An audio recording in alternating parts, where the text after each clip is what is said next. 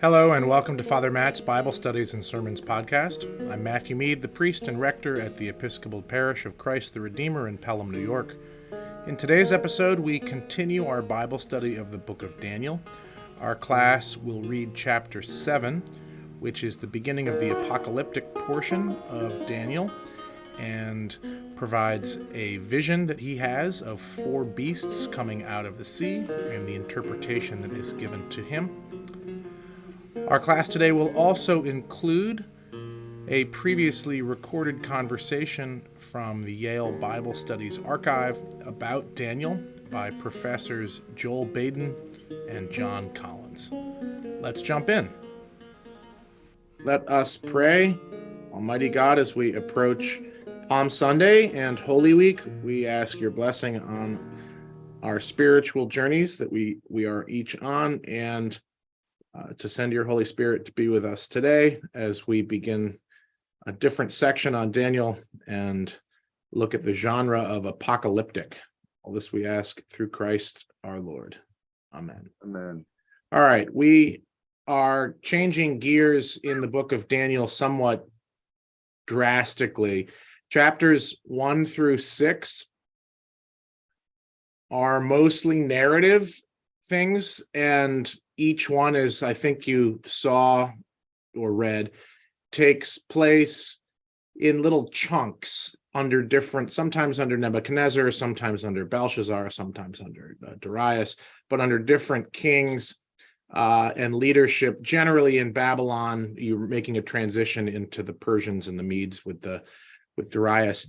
Chapter 7 kind of goes backwards a little bit. It starts with Belshazzar again, so we are going back in time, but the major difference is thematic, and it continues to the end of the book, and it ceases to be events that are kind of narrated and turns into a vision or a series of visions that Daniel has, and they're all part of a genre that is now referred to universally as apocalyptic, which can be a little confusing. There's a couple of other books in the Bible that are very apocalyptic books. The most famous is Revelation, but there's also Zechariah, which is a prophet book, and Ezekiel has some as well. And the book of Revelation heavily relies on Daniel and Zechariah and Ezekiel and some other things as well. But in Daniel, you've got an earlier version of this than Revelation. It probably is not as early as Zechariah or Ezekiel.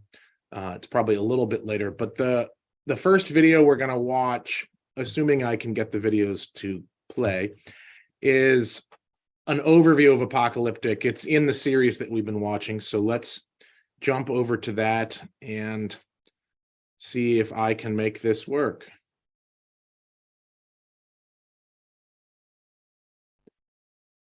All right.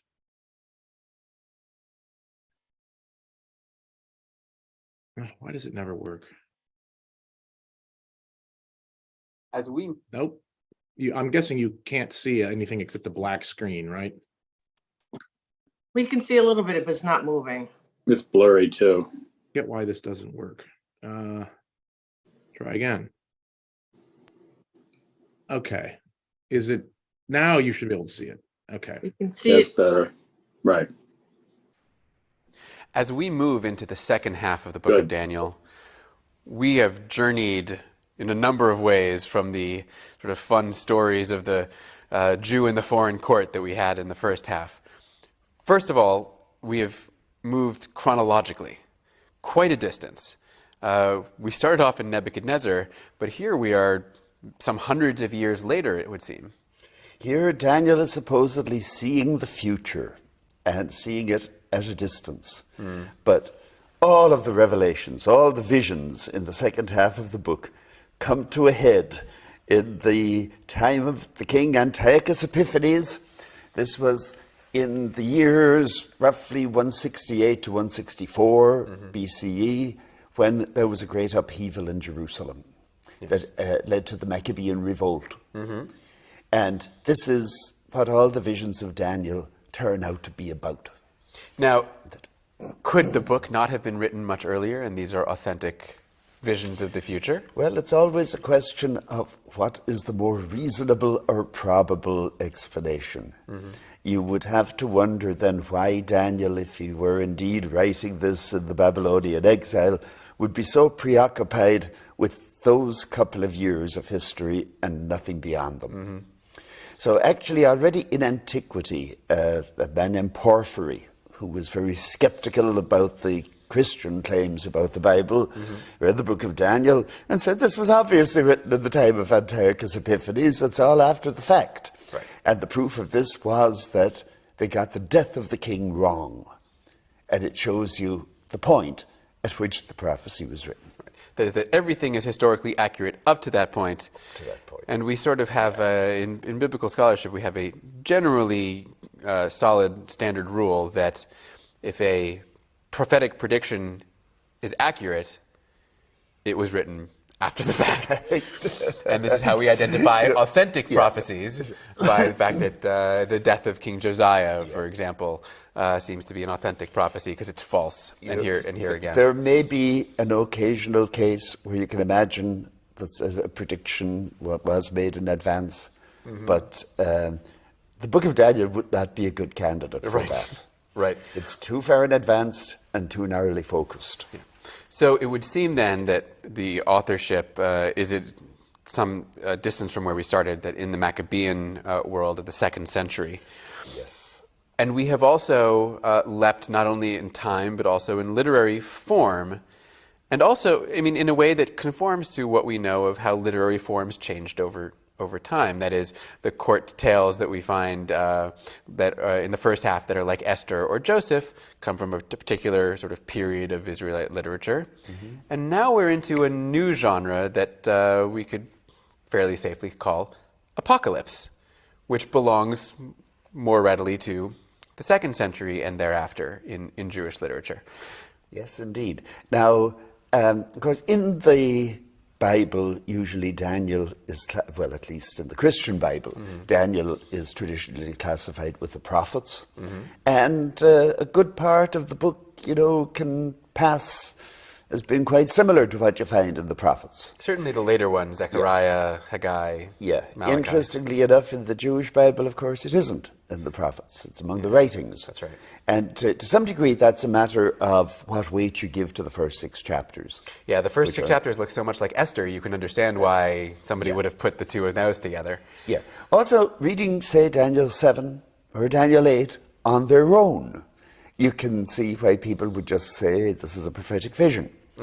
The kind of vision that you get there is largely similar to visions you see developing in Ezekiel and Zechariah especially.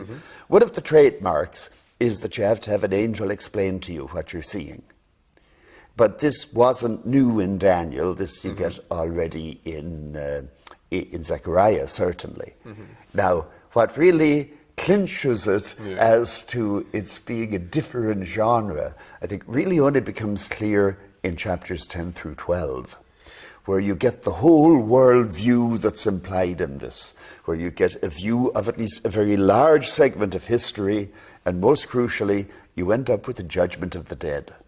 Yeah, so I think we want to be clear about the distinction generically between prophecy, as we have it sort of in the classical prophetic sense, where yes, they do look ahead to the future, but it's not often very far into the future. Right. And the future they imagine is very much, you know, though there may be eschatological elements to it, it is still very much sort of about these people here today and the kingdoms that they know and see around them, and they are usually calls for repentance, right? There's an opportunity to change things. They're really commentary on the present. And so that's the classical prophetic genre. And then there's apocalypse, which has, as you say, a different sort of horizon, a different horizon. Much longer sweep, pushing things at least ostensibly much farther into the future, and very little direct exhortation in it. It's normally just the vision, and what it's doing is changing the way you see the world. Now that is continuous, I think, with one strand of prophecy. What you won't get at all, though, in Daniel are oracles. You know, thus says the Lord. Right. You've none of that. Now, of course, you don't get much of that in Zechariah either. But I think the really crucial difference is when it takes in the judgment of the dead. And an awful lot of what you have in Daniel is very much about the heavenly world. It's a world populated by angels to a much greater degree. Again, it's not that you can't get an occasional angel in the prophetic corpus. Right. But you've got this sort of almost a parallel world. That is, we'll see later, right? There's fighting going on down here. There's fighting going on up there. There is on our way to, at least, as you say, like a fully developed angelology. Right, that is, we have angels with characters, with character traits. My understanding has always been, the beginning of sort of angelology in Judaism comes out of the Persian period, but develops far more fully. I mean, in Judaism, it's the rabbinic period, has massive, characters and names, and they fully filled out. You don't think about it often, but this fully filled out community of angels. We're sort of right at the beginning of that period. So Daniel is the only book in the Hebrew Bible that mentions specific angels by name, Michael and Gabriel. Now, it probably wasn't the first book to mention any of them, but the other books didn't make it into the Hebrew Bible. Yeah. Probably a little bit before Daniel, you had a whole cluster of books attributed to Enoch. And this is the other strand, if you like, of apocalyptic writing. Enoch was famous for having been taken up to heaven. Very enigmatic statement about him in the book of Genesis, that he was not, for God took him. And he walked with Elohim, with God, which could mean he walked with angels or with divine beings. And out of this, they spin a whole mythology of what he saw when he went up. That's the heavenly journey. And it's a more mystical kind of apocalypse maybe than what you get in Daniel. But at the same time, you also have parts of the book of Enoch that give you lengthy predictions of the course of history, and always it ends up with the judgment of the dead. There are other traditions that overlap too. In Daniel chapter 7 now we'll meet a vision of the divine throne. And there's a very similar vision of a divine throne in one of the early sections of the book of Enoch.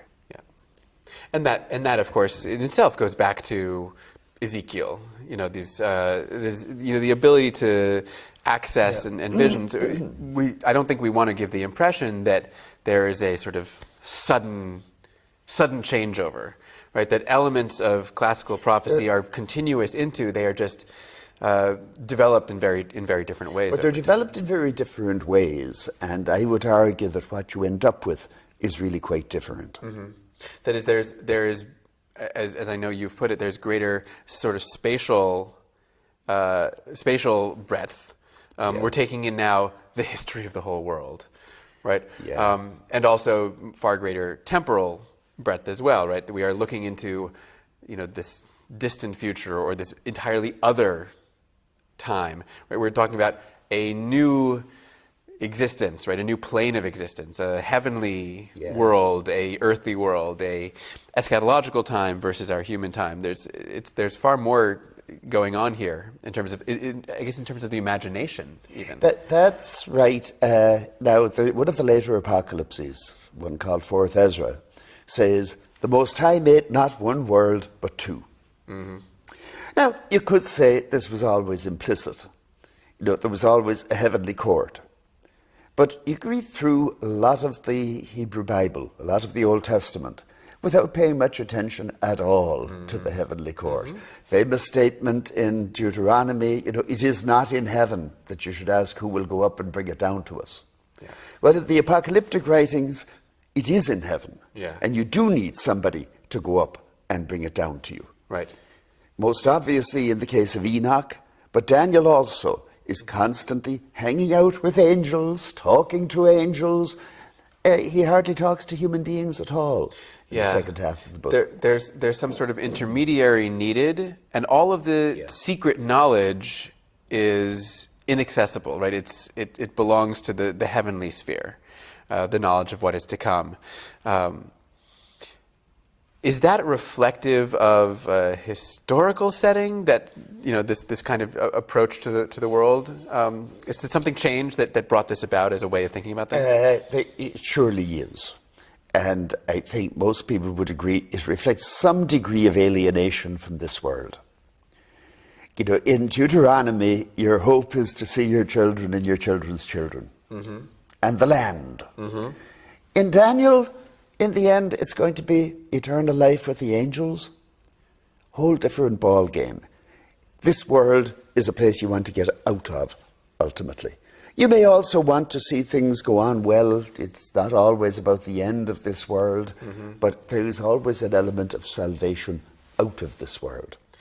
And I think that indicates, you get these apocalypses in clusters. You get a cluster of them around the time of the Maccabean Revolt, which was a great crisis, because this was a situation where people were being killed for being faithful to the law of Moses. Now, you're not supposed to get killed for being faithful to the law of Moses. And one solution is, yes, but there is a whole other world that will open up to you. Yeah, I have to say, without drawing any sort of, bad equivalencies, what I hear in my head is something like, like swing low, sweet chariot, right? As a people who are looking ahead to just a completely different, right? This world is not working, right? That there's something structural that is preventing them from living the life that they imagine they should here. And so they start looking less toward healing this world and more toward just it's going to be different at a certain point. That you want such a radical alternative to this world that you can't imagine actually getting it in this world.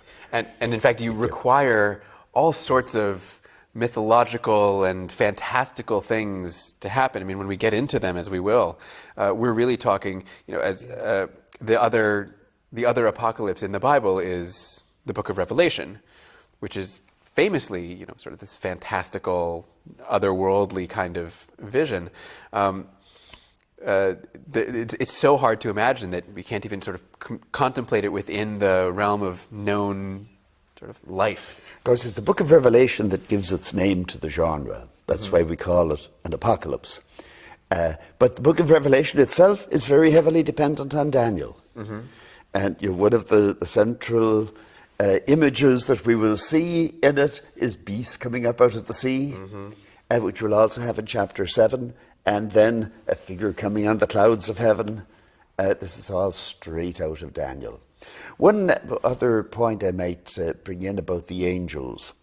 There have always been some biblical scholars who say, what do angels have to do with anything? How would that help? And this is just, I think, a failure to appreciate a way of thinking and a way of imagining the world which is very different from what any of us have nowadays. But the angels don't exist in the book of Daniel just for their own sake.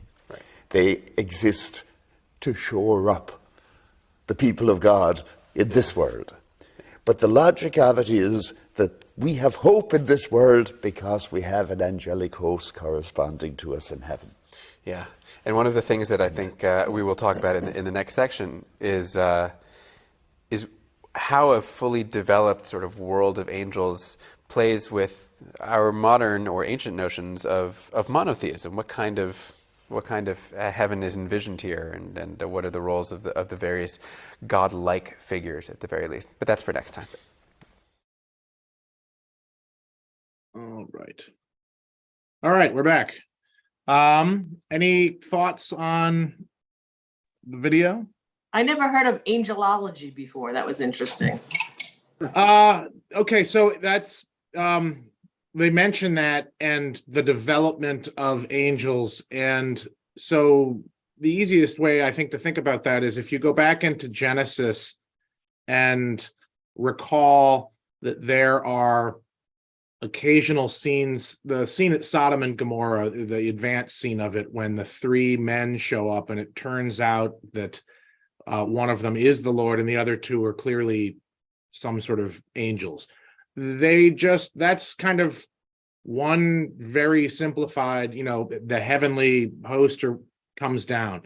Then you get in Second Kings is a couple of examples of this, and where there's prophets that look, and Elijah, I think, is one of them, and looks and sees that the giant army of the Lord is there on the hillside, and only he can see it.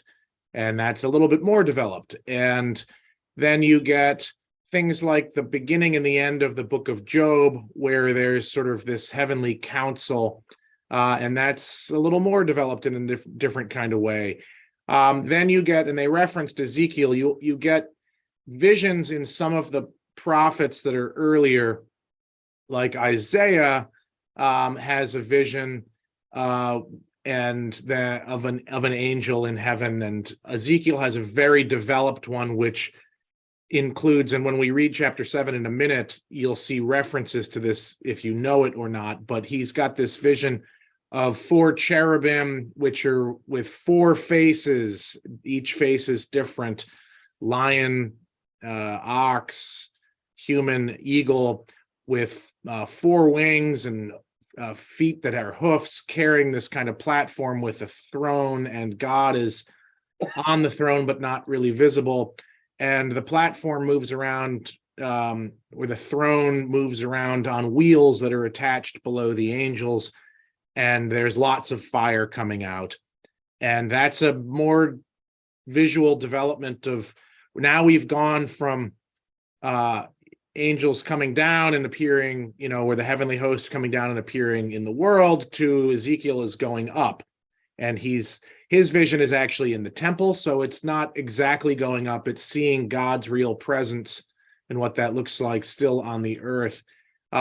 Zechariah, which was also mentioned, has he's got conversations with angels, basically, and they get more and more developed. And in a couple of ways, they begin to get character traits because they start speaking more. And in Daniel, we'll see 2 of them are named, who you probably know. One, Michael, who shows up again in Revelation, and Gabriel, who shows up in Luke chapter 1 at the birth, and 2 at the birth of Jesus. And you have a different strand of angel development, which is, well, what does the heavens where God is actually look like? And the visions of the earlier prophets, like Ezekiel, gives you that, and the development just continues. And there's a couple of other books that we will not read in this Bible study ever. First Enoch is one of them. There's, as Professor Collins said, there's various Enoch books.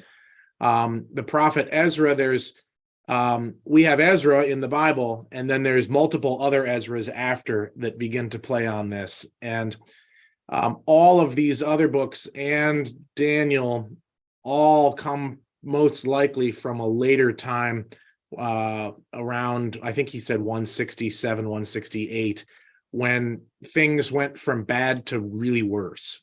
And so the development of the angels and angelology and that sort of thing takes time. But when people start talking about and envisioning and having visions of the heavens, kind of by default, that development happens. And you'll see, if you ever, I can't remember which letter from Paul it is. I should know, but he talks about thrones. We've got a hymn that talks about with like thrones and dominions and powers and all this other stuff. Those are different types of angelic beings. And so you end up with this whole cast of characters. And if you Google, I'm sure you can find this, I haven't done it, but if you Google angels or angel types or something, I'm sure somebody on some Wikipedia page has plunked out, the different ranks of angels. And there will be things like angels and archangels cherubim and seraphim and dominions and powers and thrones and what have you. And there'll be descriptions of each of these and identifications. You probably know, does anybody know the names of the 4 archangels? I've named 2 of them. Yes, I do. Michael, Gabriel. It's like the Ninja Turtle guy. Raphael. Raphael. Yep. And the last one, I'm guessing nobody knows, but the last one is Uriel, Uriel. Uriel, yeah. Right. So where do they come from? Where do those names come from? That's part of this development. Michael and Gabriel show up in Daniel. There's a figure in other places called the commander of the God, a commander of God's army, who is identified as Michael. So Michael is actually outside of Daniel, or before Daniel. But there's Gabriel shows up in Daniel, and Raphael is in the book of Tobit, which is in our Apocrypha. So it is in our Bible, but it's not in the Hebrew Bible. And Raphael hangs out with Tobit for a while. If you want to read about Raphael, that's the book of Tobit, gives you that whole story. And Uriel, I couldn't tell you off the top of my head where Uriel comes from. It's probably from like 4th Ezra or something like that, or the rabbinic literature or something like that. But they get named. And it's interesting, they get capped. There's only 4 of them, right? Like there's 4, and that's that. And then there's a whole bunch of others and different things. And they come up with names for literally everything that is in these different visions, so that you have this whole cast of characters, some of whom are just terrifying, and others can carry on conversations. So there's your angelology, and we'll meet some of them right now in Daniel 7, which we're going to read. And there's another video on Daniel 7, which we'll watch after we read this, because I think they will make more sense than I can of Daniel 7, but I think it's worth reading and jumping in immediately. All right. Can you see my screen? Yes. Okay. All right. Who got on first? Barbara is not able to read today. James, can you read this chunk? Yes. In the first year of King Belshazzar of Babylon, Daniel had a dream and visions of his head as he lay in bed. Then he wrote down the dream. Daniel saw in my vision by night the 4 winds of heaven stirring up the great sea, and 4 great beasts came up out of the sea, different from one another. The first was like a lion and had eagle's wings. Then, as I watched, its wings were plucked off, and it was lifted up from the ground and made to stand on 2 feet like a human being, and a human mind was given to it. Another beast appeared, a second one that looked like a bear. It was raised up on one side, had 3 tusks in its mouth among its teeth, and was told, "Arise, devour many bodies." After this, as I watched, another appeared, like a leopard. The beast had 4 wings of a bird on its back and 4 heads, and dominion was given to it. After this, I saw the visions by night, a 4th beast, terrifying and dreadful and exceedingly strong. It had great iron teeth and was devouring, breaking in pieces, and stamping what was left with its feet. It was different from all the beasts that preceded it, and it had 10 horns. I was considering the horns when another horn appeared, a little one that came up among them. 3 of the original horns were plucked up from before it. There were eyes like human eyes in this horn, and a mouth speaking arrogantly. Great. Okay. A couple of things. We've gone backwards in time in our narrative. If you remember, Belshazzar is the one that was with the writing on the wall. So he's dead, right? He died that night. And then that was in chapter 5. And then we had chapter 6 with the lion's den with a different king. So this is backwards into Belshazzar's time in Babylon.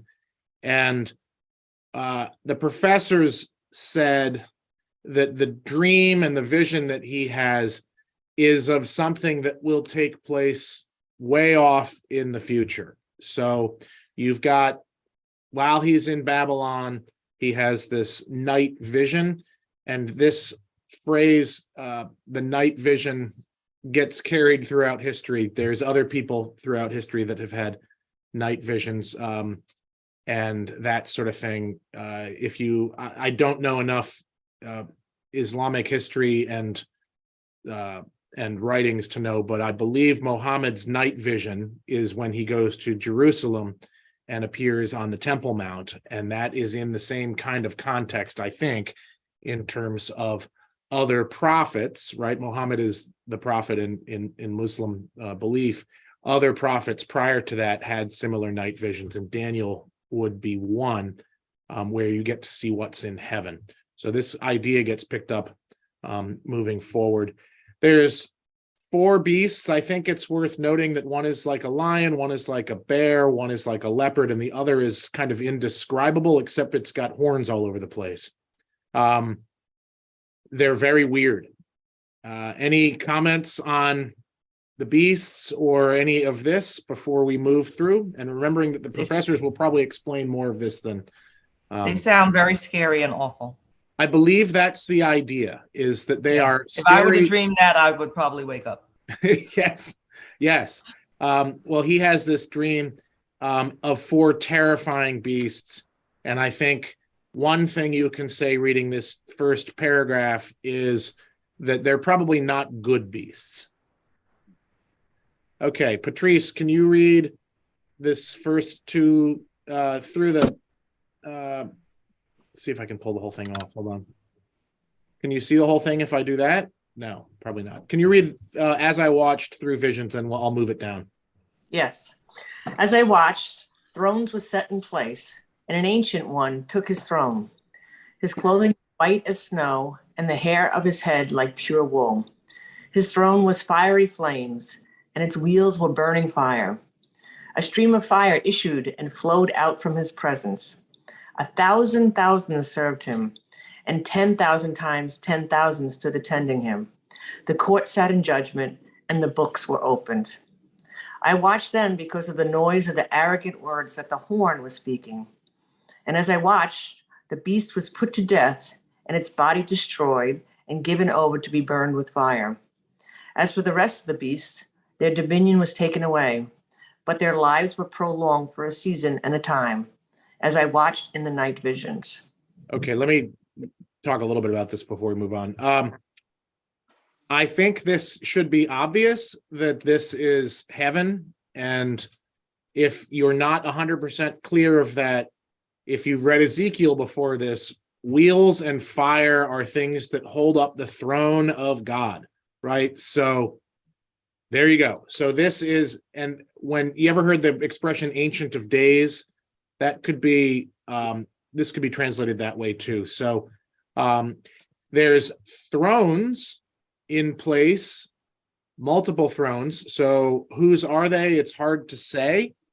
There's somebody that's the Ancient of Days, which is almost certainly identified as God, as the Lord in one of the thrones.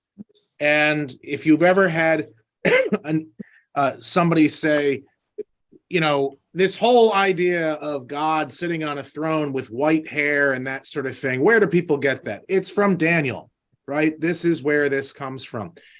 His clothing is white as snow, and the hair of his head like pure wool.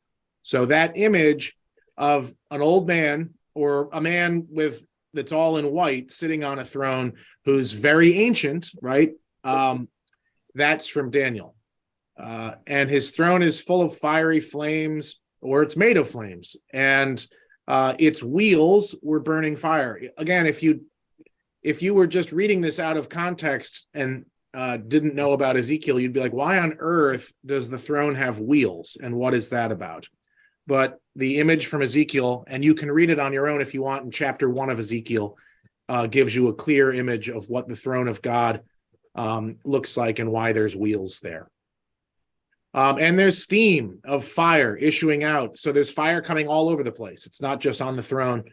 And thousands are serving God. So there's your whole heavenly host, right? This is where the angelology and whatever, are they all angels? Or will we discover later that perhaps this is the dead? We'll see, right? But these thousands are all over the place, serving and attending on the Ancient of Days on the throne. And this is interesting. What the image that this is, it's court. This is a judgment, as in like we are in a court and guess who's going to get judged? The beasts, presumably, right? So the beasts will get judged. And so Daniel has been not invited. He's had this vision of a heavenly court, and there's 4 beasts that are about to be judged in some way, and the books for the trial and with judgment and what's going to be written forever in judgment is there. And our friend the beast, the arrogant one, this is the 4th beast coming from the horn, right? It's coming from the horn of the beast, is speaking arrogantly. So this beast doesn't respect this whole situation. And the beast is put to death, and its body is destroyed, and it's burned with fire. And then the rest of the beasts, the other 3, their dominions taken away, but their lives are prolonged for a season and a time. That could be a year and a half. It could be endless. It could be 100 years and a half, but generally or it could be, 10 years and another 1,000 years, who knows? So it doesn't tell you what a season and a time is, but it's prolonged for some sort of thing. Any questions or comments on that? All right. Patrice, can you finish this chunk off?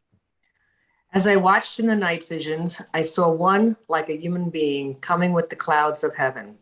And he came to the Ancient One and was presented before him. To him was given dominion and glory and kingship, that all peoples, nations, and languages should serve him. His dominion is an everlasting dominion that shall not pass away, and his kingship is one that shall never be destroyed. Great. Okay, so the note here, one like a son of man. Isn't that neat? You can pop the note up. So one like a human being. We've run into this phrase plenty of times before. You probably know it quite well from the gospel narratives, where Jesus refers to himself pretty regularly as the Son of Man.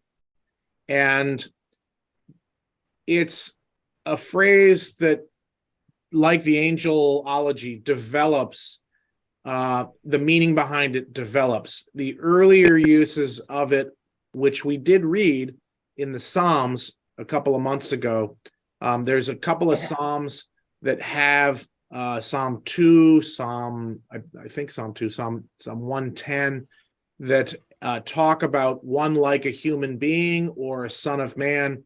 And in that context, in the Psalms, which is probably quite a bit before this in terms of, having been written much earlier and is older, it probably just means somebody that looked like a human being or a human being. It's one of those classic Psalm. Remember the Psalm doublets where you've got a Psalm that says, I'm just a person, one like a son of man, right? It's just a doublet that says the same thing again and again. So it probably was just a euphemism for a human being. By the time we get to Ezekiel, which is probably between the Psalm and this, in Ezekiel, the visions that he has, that when God speaks to Ezekiel, he constantly refers to him as Son of Man. And in this Bible and the Bible that we use on Easter Eve or last Sunday, if you were in church, when the dry bones was read, it started off and Ezekiel was called mortal, which is a translation of one like a son of man. You could make an argument, and I would, that it probably should have just kept son of man. But in this case, now we've got to Daniel. And that same word, Son of Man, is here. But now the Son of Man is coming on the clouds and is presented to the Ancient of Days on the throne. And to the one like a Son of Man coming on the clouds is given dominion, glory, kingship over all peoples. And it will be everlasting dominion that will not pass away. And his kingship is one that will never be destroyed. So who is this person? Any guesses? Well, if you read the Gospels, all of this is taken and plunked into, there's apocalyptic pieces in the Gospels. And in the Gospel, remember, Jesus has been calling himself the Son of Man. The Son of Man will come on the clouds in judgment. And so in the Gospels, this is equated with Jesus. And in Daniel, obviously Daniel doesn't mention Jesus. So it could be Michael. It could be, Christians will say it's looking ahead to Jesus. It could be that. It could be an unnamed figure. The point is that it's somebody who is like a human being. And it's possible it is a human being, or it's possible that it's an angelic person, or it's possible it's something else. So he doesn't tell us. So we'll leave it at that. But that's who this is. The shorter answer is we don't know, but a lot of people end up identifying with Jesus or others. Any questions on this? So can I just ask a question? The difference between Son of God and Son of Man? And it seems that people bounce between the two. They do, because Jesus uses both, but he uses Son of Man a lot more. He refers to himself as the Son or the Son of Man. And because they all get identified with Jesus, and every one of them has different backgrounds. So Son of God, again, if you remember from the Psalms, who's the Son of God? Anybody remember? It's the King, right? The King is the Son of God. And the Son of Man, well, the Son of Man is a human being, but by the time we get to Daniel is someone that comes on the clouds. So they're two different titles or identities that get attached to Jesus and really are not the same thing, but you could equate in some way, because this person has kingship and dominion and that sort of thing, that perhaps, and certainly people did, that perhaps this is a future Messiah who will be the king, right? And you could view that in any way, but Christians viewed this directly as Jesus. But those two titles of Son of God and Son of Man are distinct historically. Son of Man really wasn't a title until it gets adopted by Jesus. And Son of God was generally a title for the king. Thank you. Remember that psalm, "You are my son, today I have begotten you"? That sort of thing. That's about the king. Okay. And again, it gets applied to Jesus, right? Because that language of son and begotten, we know from John, right? The begotten of God. Okay, let's keep going and finish this. And I think we're, JD, can you, actually, Etta, you're unmuted. Can you read 15 through kingdom through here? 15 through there. Okay. As for me, Daniel, my spirit was troubled within me, and the visions of my head terrified me. I approached one of the attendants to ask him the truth concerning all this. So he said that he would disclose to me the interpretation of the matter. As for these four great beasts, 4 kings shall arise out of the earth, but the holy ones of the Most High shall receive the kingdom and possess the kingdom forever, forever and ever.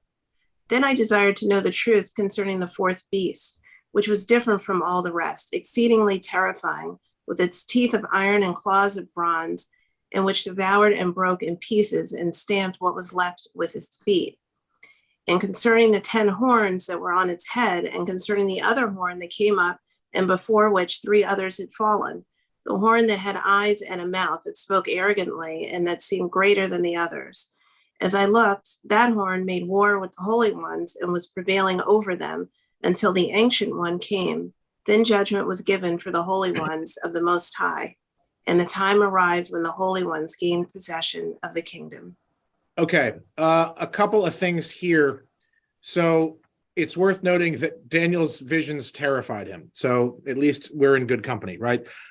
It's also worth noting, we've just read chapters 1 through 6, where there's visions that are different from this, but Daniel seems to have no particular problem interpreting them, right? And if you had not just read this thing about, well, there are 4 different kings, the odds are pretty good if you'd read chapters 1 through 6 that you'd be like, well, they're probably 4 different kings, because that's what these other different visions have all kind of looked like, different kingdoms that have collapsed and fallen over time.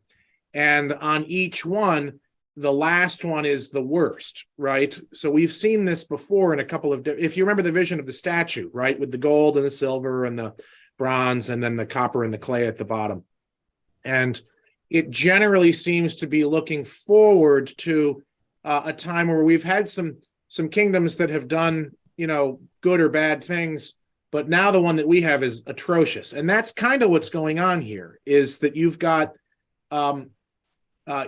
this. And if you remember from before, without even reading any further, the guess is that you've got probably the same kingdoms of the Babylonians and the Medes and the Persians. And then you get to the Greeks. And if you remember what happened, and we saw this earlier with Alexander the Great's kingdom, it gets divided up into 3 parts and then gets subdivided after that. Perhaps that's what's going on here, right? You've got this 4th terrifying beast, which is killed. Alexander the Great died, but the horns seem to live on. And one of the particular horns is much more arrogant and nasty than the others. If I was going to guess, as assuming this is written much later, that particularly nasty, arrogant horn, that's our horn. That's the one that we're dealing with right now. Who is dealing with, and in a bad way, our faithful people. And my guess is that they're going to tell us when we go back to the professors that the holy ones here of the Most High might be the Maccabees who get possession of the kingdom, and that the arrogant horn is this guy Antiochus Epiphanes. But I guess we'll see. But you can sort of track it through history. All right, let's keep going. JD, can you read the end, the rest of it, 23 to the end? This is what he said. As for the 4th beast, there shall be a 4th kingdom on earth that shall be different from all the other kingdoms. It shall devour the whole earth and trample it down and break it to pieces. As for the 10 horns, out of this kingdom 10 kings shall arise, and another shall arise after them. This one shall be different from the former ones, and shall put down 3 kings. He shall speak words against the Most High, shall wear out the holy ones of the Most High, and shall attempt to change the ritual calendar and the law. And they shall be given into his power, for a time, 2 times, and a half time. Then the court shall sit in judgment, and his dominion shall be taken away, to be consumed and totally destroyed. The kingship and dominion and the greatness of the kingdoms under the whole heaven shall be given to the people of the holy ones of the Most High. Their kingdoms shall be an everlasting kingdom, and all dominions shall serve and obey them. Here the account ends. As for me, Daniel, my thoughts greatly terrified me, and my face turned pale, but I kept the matter in my mind. All right, so that's the end of the vision. There's, and it gives you a sense of the 4th kingdom is broken up into 10 pieces, and then it's 3 are put down, and then one of them continues, and it's somewhat confusing. There's one oddly specific thing in this little bit of poetry that is probably where our professors and biblical scholars are tracking a good chunk of when this might have been written. Anybody note what strangely specific thing is in here that seems to be totally out of place in this prophecy? You got a whole bunch Maybe of the timing, a time, 2 times, half a time, or changing the ritual calendar. Changing the ritual calendar, right? Ritual changing the calendar. ritual calendar, right? Yeah. This is very out of place. If you look at the rest of this, this is a very specific on earth thing. So which king changed the ritual calendar and the law? Now that gives you a sense, because this particular beast is affecting the faithful on earth, and so who is the one that did this? And again, that's probably why they're tracing it to Antiochus Epiphanes. And this time, a 2 times and a half time, that probably is 3.5 years. So he's going to have power for 3.5 years, and then he's going to be judged, and his kingdom's going to be taken away. This could perhaps be that they think that they're going to, Antiochus Epiphanes is going to be gone after 3.5 years, but as the professor said, it doesn't necessarily turn out like that. That's the end of this vision. And remember, the court set up that there's judgment going on in that sense. I think that's kind of interesting. And that a lot of this seems to be hinging on changing the calendar and the law. That seems to be really what the sinful thing, so to speak, that this particular horn or king who's very arrogant has done. Any questions or comments on any of this? Okay. Do you want to stick around and watch the other video, or watch it next week? If we watch the other video, they talk about this chapter. So Yeah. Okay. So I'll stick around. All right. I'll stick around. If you don't stick around, you can always watch it on your own. If you leave, that's fine. I do recommend watching it because it'll give you some understanding of it. But let me stop sharing. And I will say that when we pick up on chapter 8 next week, and we have class next week, even though it is Maundy, Thursday, there will be class. When we pick up next week, we're a couple of years later, and there's a totally different or another vision, but it's a couple of years later. And let's see if I can pull this off in terms of the share. Next video, chapter 5. Nope, chapter 6. Daniel a Dreamer. Daniel. All right. A sec. Can you see this? Daniel 7 Yes. begins differently from any of the stories we saw before. Those were all stories about Daniel. And this one begins, I, Daniel, saw. Right? Suddenly we have Daniel as narrator of his own visions, right, as opposed to as interpreter often of other people's visions.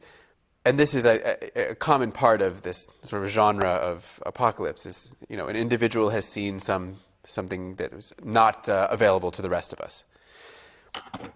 What he sees is this amazing and, I suppose, famous image of beasts rising from the sea. Where does this kind of imagery come from, aside from the fervid imagination of the ancient author? Well, I think to understand a vision like Daniel 7, and this would be equally true of the book of Revelation, you have to start with the ancient myths of the ancient Near East. And in several of these, some of these are explicitly creation myths. Famous one, Enuma Elish, where Marduk, the good creator god, does battle with Tiamat, who is the monster of the deep, you might say, and eventually then cuts her in half and makes the world out of her. Yep. But also then in the Canaanite myths, which aren't maybe quite as fully developed or explicit, you have a series of battles. I mean, the basic idea is that the world is made by battle. You have these are cosmogonic myths. It is out of these battles that you get the world as we know it. Now, one of the Canaanite myths involves a battle between Baal and Yam. Baal is well known from the Bible. He was a popular god, rival of Yahweh for the devotion of people in northern Israel especially. He was also depicted as a rider of the clouds, as Yahweh was too. And that means really a storm god, a god who brings rain and therefore gives life. And then in one of the cycles, the deity that challenges Baal for his kingdom is the sea. Now, in a number of the passages, then you get reference to various monsters associated with the sea. One of them is called Lotan in the Ugaritic. Shows up in the Bible as Leviathan. And these monsters also show up in the poetic passages of the Hebrew Bible, which shows, I think, that this imagery lived on. The Israelites, after all, were Canaanites to begin with. This was the culture that they developed. What's remarkable is really the length of the mythic memory, right? From potentially, with the Enuma Elish, we're talking a span of nearly, if not more than 2,000 years between sort of original mythic forebears and this particular apocalyptic instantiation of the myth. They would not, I don't think, have been aware in the time of Daniel. I don't think they could have told you the story of Enuma Elish or of the Ugaritic Baal-Yam disputes. But I think it's nice to recognize that they're still dependent on that continuous use of a single story or theme, even without being aware of its history. I can give you a nice illustration of it.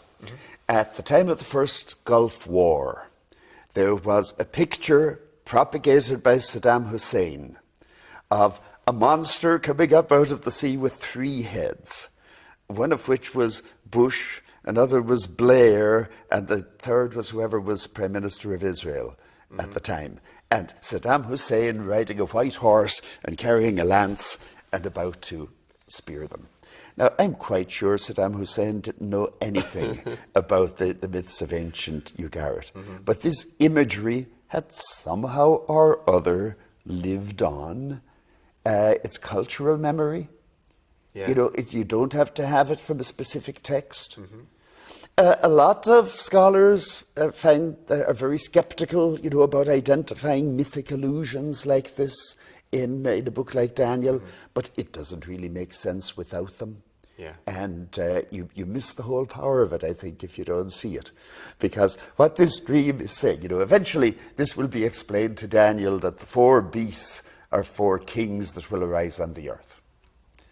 And if Daniel said, well, why didn't I just see that in the first case? Well, it wouldn't have the same effect. That's right. Because it's making a statement that these kings that arise on the earth are beasts coming up out of the sea, embodiments of chaos, the old chaos erupting again.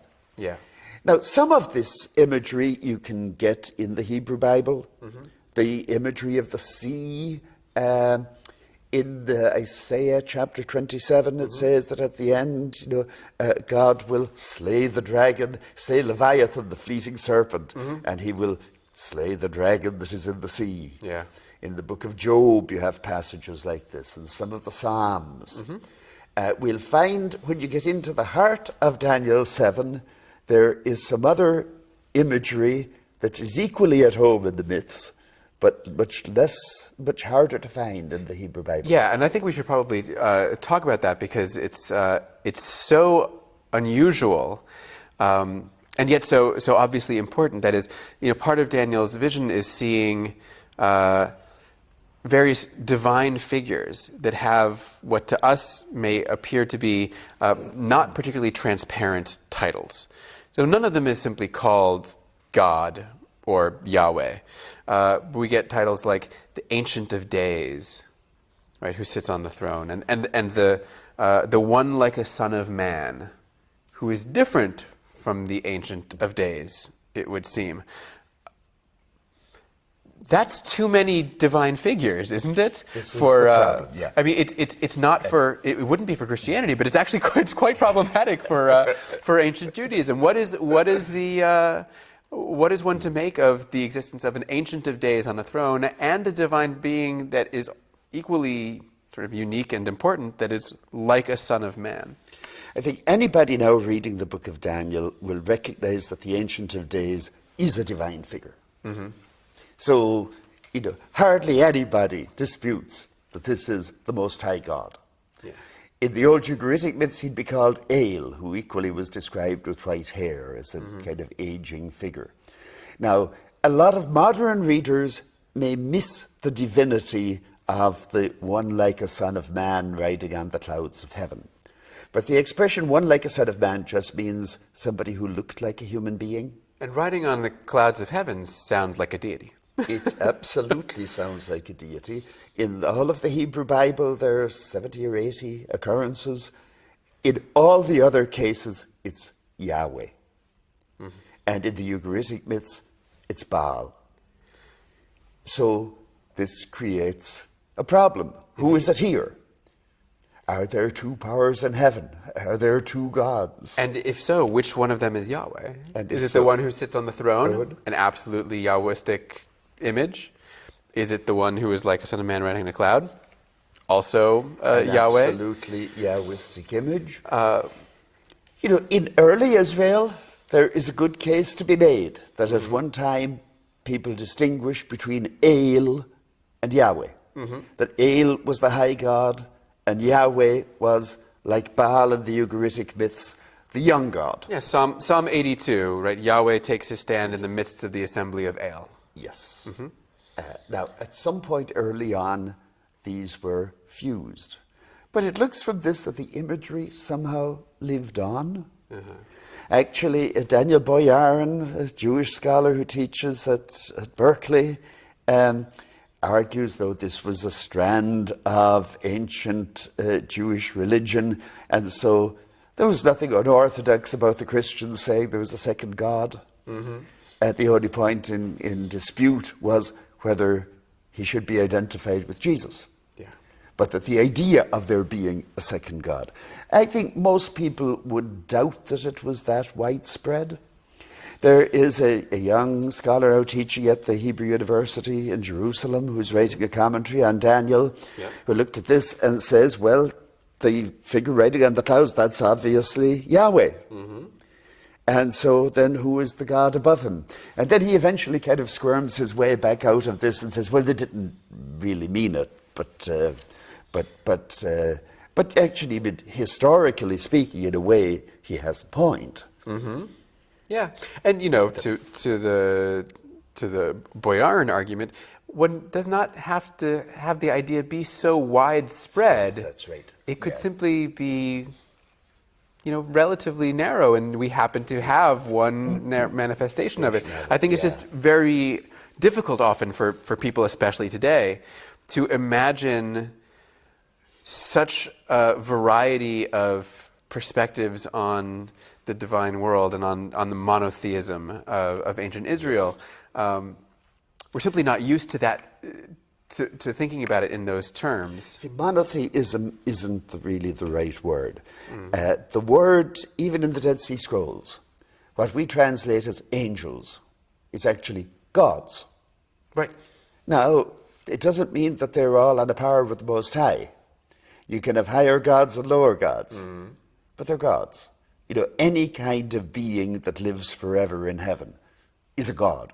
Yeah. So monotheism isn't really the accurate description. Yeah, and when I think about the Ugaritic myths with Baal, El is that sort of senior figure, but Baal is the active god, and Baal is the one that is primarily worshipped. And they seem to have no problem. I mean, we know that Baal was the main god of various cities and city-states, and they knew we were worshipping this god primarily, and there's an older guy who hangs around too. Yeah, my analogy is the Queen of England and the Prime Minister. Mm-hmm. Which of them actually runs the country? One of them may be nominally higher, but Otsios as we say. Right. But to come back to the one like a son of man, I think, in the book of Daniel, it's very unlikely that people were meant to see this and say, that's Yahweh. And that there have been three main lines of interpretation on this. By far, the most common one for something like 1800 years was that the one like a son of man was the Messiah. And eventually it would be interpreted that way both in Judaism and in Christianity, but there is no mention of a Messiah anywhere else in the book of Daniel, if by a Messiah you mean the one who would restore the kingdom of David. Then for a period, it was quite common to say that it's a collective symbol for the Jewish people. And that, I think, just misses the whole mythology of it. And then because now it will be clear in the vision that this one like a son of man is somehow associated with the holy ones of the Most High. The one like a son of man receives the kingdom, and then in the next round of interpretation, it's the holy ones of the Most High who receive it. Right. And finally, the people of the holy ones of the Most High. And these are all three dimensions of the same thing. It doesn't mean that the one like a son of man is just a symbol for the holy ones. Holy ones nearly always mean angels. And in the book of Daniel, there's several cases where they explicitly mean angels. Now, the one like a son of man, I figure, is the leader of the angelic host. He'll be identified by name later on in the book as Michael, the Prince of Israel. Right. As we come to the last sort of few minutes here, what's the message of the vision as a whole? Because it's very complicated. It has moving parts, it has beasts, it has ancient ones, it has deities, it has angels, it has Israel. These are not transparent at all to the modern reader. That's why you're here, to tell us what this means. It's written, first of all, for people in a time of persecution. First thing it tells you is, this is actually much worse than you think it is. You think it's just Greek soldiers or Syrian soldiers. Actually, it's beasts coming up out of the sea. It's anarchy loosed upon the world. And so, in a sense, you deepen the sense of the crisis. Right. But then, this is the beasts coming up out of the sea are part of the story. And you know that they are going to be overcome by the rider of the clouds, the figure from heaven. And this gives you a reassurance. Now, some people have written on this and say, well, if the one like a son of man isn't the people of Israel, then what relevance would it have for them? But the relevance it has for them is it tells them, you have a champion. There is somebody who will come to your rescue. And that gives you a whole lot more power than you would have if you were on your own. So it's both the opposition is worse, but also we have heavenly resources behind us. That's what it's saying. Good. As we move on in the book, we will encounter more of this kind of imagery that will need more explanation, I'm afraid. All righty. Any final thoughts on that? That was so confusing. I don't know if anybody else got lost in that, but I don't even know what to think. Welcome to Apocalyptic. Yeah. And you all But I want did like this. So, yeah, I JD. liked his sum up though, that things, if you think things are bad, here's like a even worse kind of thing, and yet there's a savior above kind of that's going to work it out for you. I think the summary is good. I would also throw in that it's not at all transparent. Like, there's a reason why anybody reading it for the last 2,000 plus years is able to grasp at any number of straws and point to what they really think it means. So but in the context, I think the summary is is outstanding. Is that it's things are a mess, and I love the line where he said, "If you think things are bad, it's much worse than you think." That was great. Those aren't Greeks; those are beasts coming out of the sea, right? Yeah, and that's kind of, there's a hyperbolic image there that is really over the top. That no, they're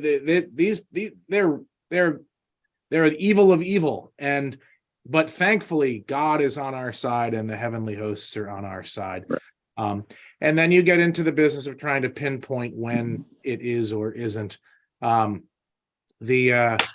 find the thing about which may have been part of what the confusion was, the thing about El and Yahweh, and what the heck is going on there. I find that absolutely fascinating. But I think it does require a fair amount of background knowledge to even understand what he's trying to talk about. Yeah. The idea, and what was great was when Professor Baden's like, when they're from a Jewish perspective, this is hugely problematic. There's two gods here, but from a Christian perspective, it's fine. So, anyway, it's that's, any other comments or questions? That Ancient of Days thing, there was a hymn apparently, and the old hymn, I think they took it out of the new hymn, was written by the Bishop of Albany, called Ancient of Days. Well, that would be reference. Ancient of Days that sit enthroned in glory, and so on. Nice. I know, because they played that at the funeral for the mayor of Albany, Erastus Corning, when he passed away in the 1980s. Was he very old when he passed away? I'm not exactly sure, but he ruled Albany for about a decade or two. He was Ancient of Days. Well, but as I said, it was written by Bishop Doane, who was the Episcopal Bishop of Albany, New York, back in the 19th century. Very good. Very good. Anything else? We've gone long, quite a bit long. All right. Hopefully see you next. If you're still up for more Daniel, see you next Thursday. We should be able to get through 8 and maybe 9. And we've got 2 more videos left as well, which will add to the confusion and clarity at the same time. So, all right. God bless. And if you haven't signed up for the Monday, Thursday, and you're coming, I hope you will. All right. I'll talk to you later. Okay. Bye. Okay, thank you. Thank you. Bye.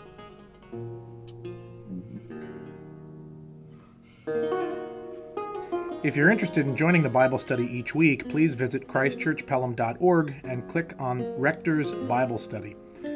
We meet each week on Zoom, so you can join in anywhere. Additionally, you can listen to each week's Bible study and sermons on Apple Podcasts. Search for and follow Father Matt's Bible Studies and Sermons podcast on Apple Podcasts. Finally, if you haven't already done so, please follow or like our Christ Church Pelham YouTube channel. God bless and have a great day.